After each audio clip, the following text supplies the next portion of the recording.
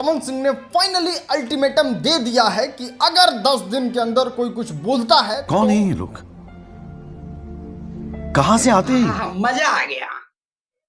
पवन सिंह कुछ बोलेंगे या ना बोलेंगे, बट ये जो चमन चूतिए है ना, ये जरूर बोलेंगे 10 दिन क्या बाद। बताना चाहते हैं पवन सिंह? अक्षरा सिंह ने इस तरीके का पोस्ट क्यों किया? देखिए दोस्तों, पवन सिंह कुछ बताए या ना बताए, बट ये जो चमन चूतिए है ना, ये जरूर आपको बताएंगे। भाई तू ही बता पहले, पवन सिंह को छोड़, पहले तू ही इस बता। कहानी की शुरुआत होती है पवन सिंह और ज्योति सिंह के तलाक प्रकरण से, जिस समय पवन सिंह आरा कोर्ट में जाते हैं और जज साहब के सामने हाथ जोड़ते हैं कि ना, हम नहीं रहना चाहते हैं इस ज्योति सिंह नाम के औरत के साथ। जी हाँ दोस्तों, ये वही है चमन चूतिया राजन सिंह मुकुट।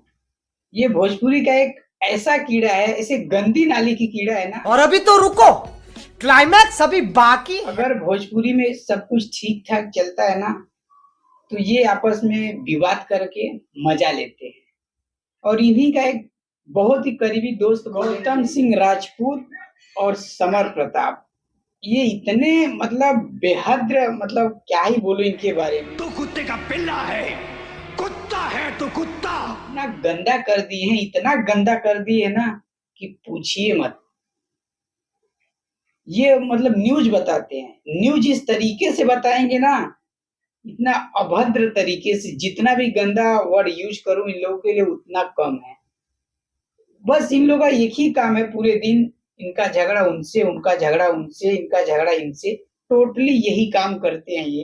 पहले वीडियो को पूरा देखिए लास्ट तक आप लोग, मजा आएगा। पवन सिंह अगर कह दिए कि ज्योति सिंह के चरित्र कैसा था, वो कैसी लड़की थी और क्या करती थी क्या नहीं करती थी, कहाँ क्या था किसके साथ, अगर ये उगल दिए तो कहाँ मुंह दिखाओगी मैडम? ठीक है, वो किसी को मुंह नहीं दिखाएंगे तो तुम लोग देख लेना एक बार मुंह उनका, इसमें तो तुम तीनों आगे हो।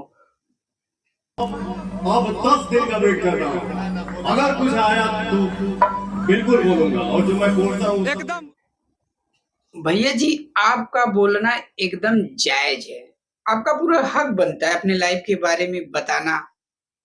बट ये जो आपके चमन चूतियों को बैठाए हो, इनको भैया प्लीज मना कर दीजिए, क्योंकि इन्हीं की वजह से भोजपुरी बहुत ही गंदी होती जा रही है।